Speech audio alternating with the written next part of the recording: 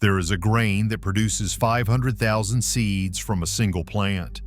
It survives drought that kills corn. It grows in soil that starves wheat. It contains more protein than any other grain on earth.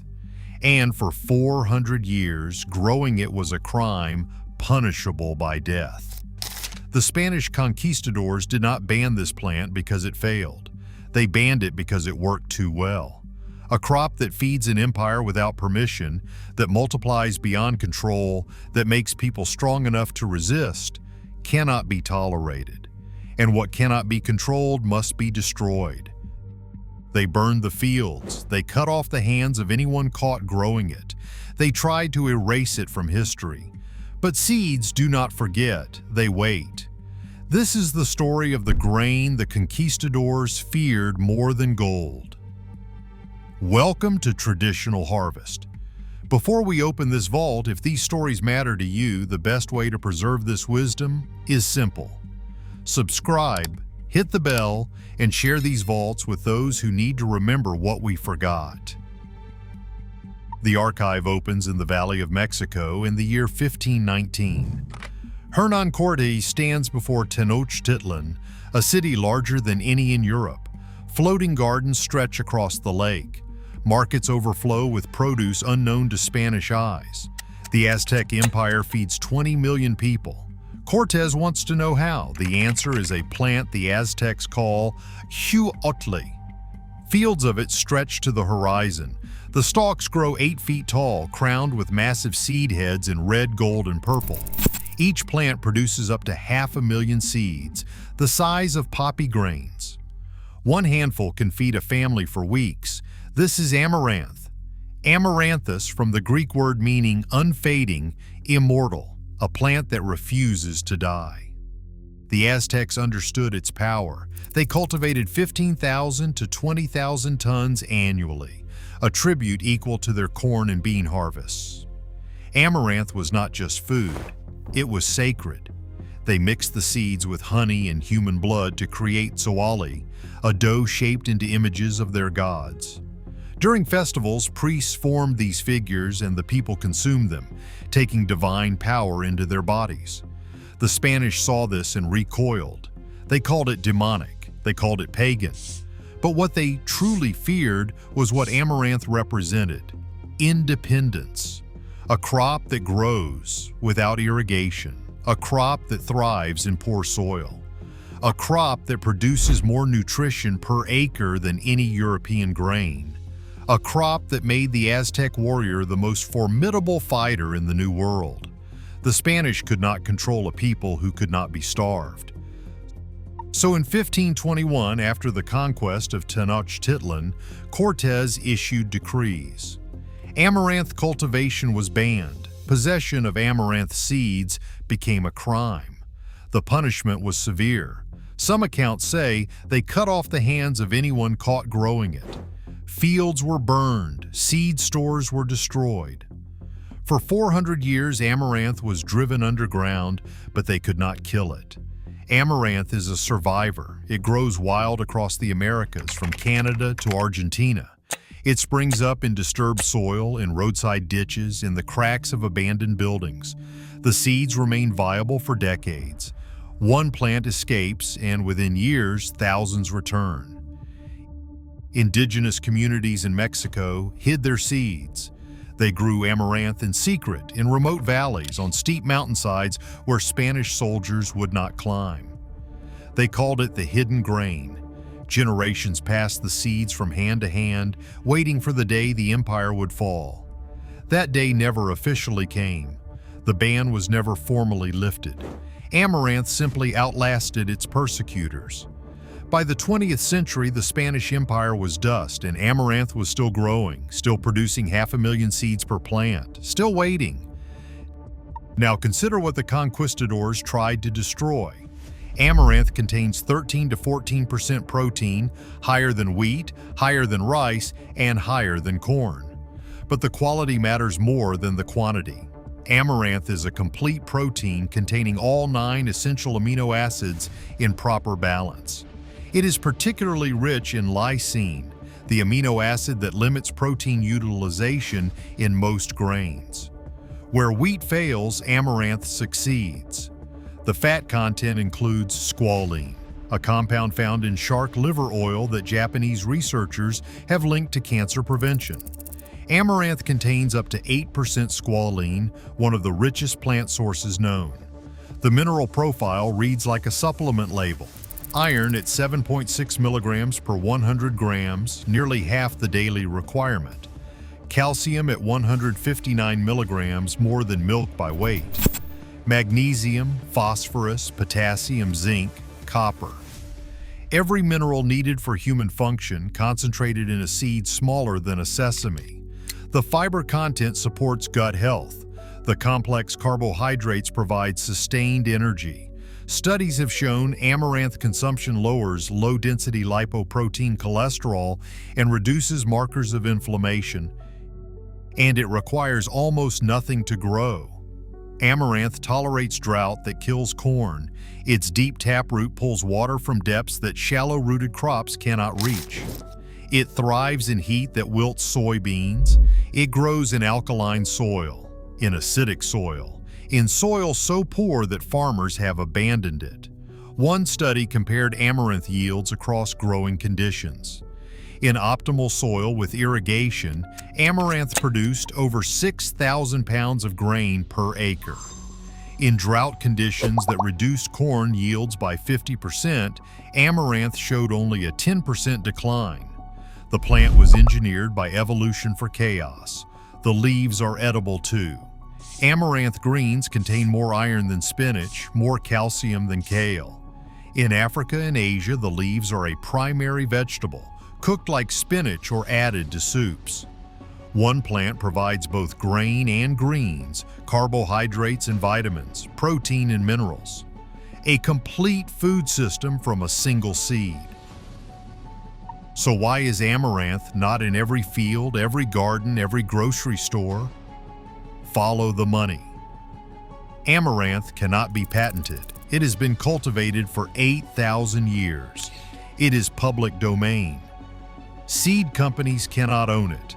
Chemical companies cannot sell herbicides for a crop that outcompetes weeds. Fertilizer manufacturers cannot sell products to a crop that grows in poor soil. And here is the real threat. Once you plant amaranth, you never need to buy seed again. One plant produces 500,000 seeds. Let a few mature and you have enough to plant acres. Forever. No annual purchases, no corporate dependency, no middleman between farmer and food. The agricultural industry calls this a problem. Extension bulletins describe amaranth species as aggressive weeds. Palmer amaranth, a close relative, has developed resistance to glyphosate, the world's most common herbicide. Agricultural departments publish guides on killing it. They recommend multiple herbicide applications, tillage, and hand removal. They are spending millions to eradicate a plant that produces more nutrition per acre than the crops they are trying to protect. The pattern is not accidental. Crops that enable independence are systematically suppressed. The sunchoke was dismissed as animal feed. Chufa was classified as a noxious weed. Perennial wheat varieties that would eliminate annual seed purchases have received almost no research funding for decades. Amaranth fits the pattern precisely. A crop the Aztecs used to build an empire was banned by conquistadors, forgotten for centuries, and now classified as a weed by agricultural agencies funded by chemical companies. But the revival has begun. In the 1970s, researchers rediscovered amaranth. The Rodale Research Center in Pennsylvania began trials. They found yields comparable to wheat with fewer inputs. They found protein quality superior to any grain being cultivated. They found a crop that could feed the world without destroying the soil. Health food stores began stocking amaranth in the 1980s. Today, you can find amaranth flour, puffed amaranth, and amaranth pasta. Mexico has reclaimed its heritage grain. Street vendors sell Alegria, a traditional candy made from popped amaranth and honey, the descendant of the sacred Zawali the Spanish tried to erase. In India, amaranth is grown on over 800,000 hectares. It is a staple during religious fasting periods, valued for its nutritional density. In Africa, amaranth leaves feed millions. The grain is slowly returning to global consciousness. But it remains marginal. Industrial agriculture has no place for a crop that does not require industrial inputs. Supermarkets have no shelf space for a grain that empowers instead of extracts. The system is not designed for abundance that cannot be monetized. Consider what amaranth teaches. A single plant produces enough seed to plant an entire garden. Those seeds produce plants that produce more seeds.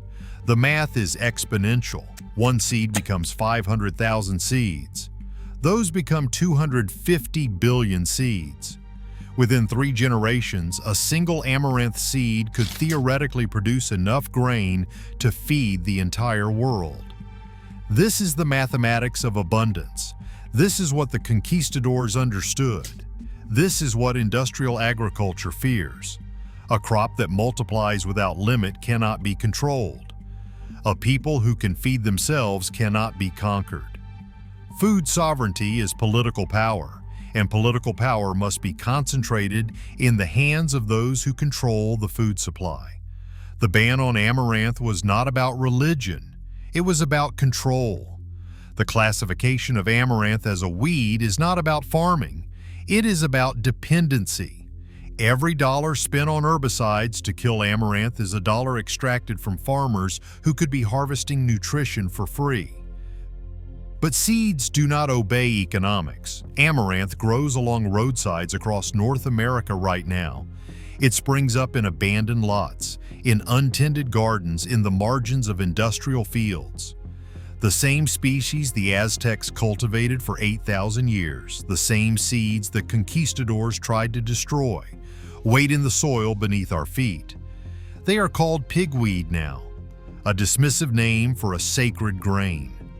Farmers poison them and never taste what they are killing.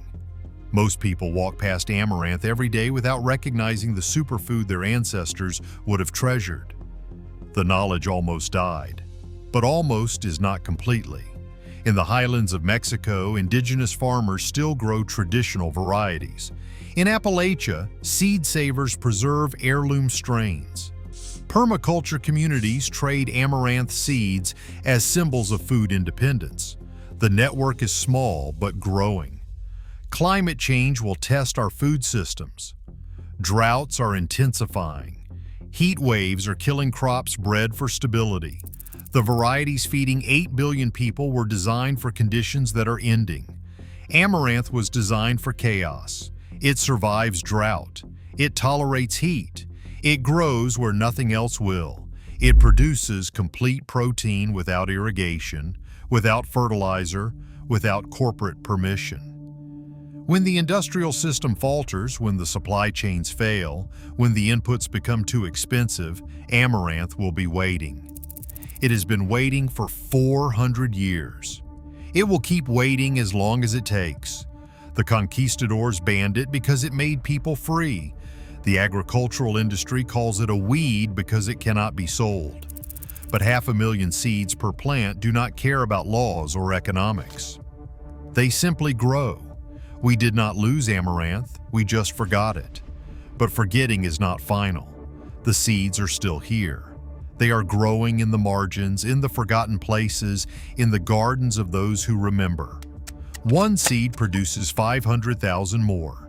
That is the mathematics of abundance.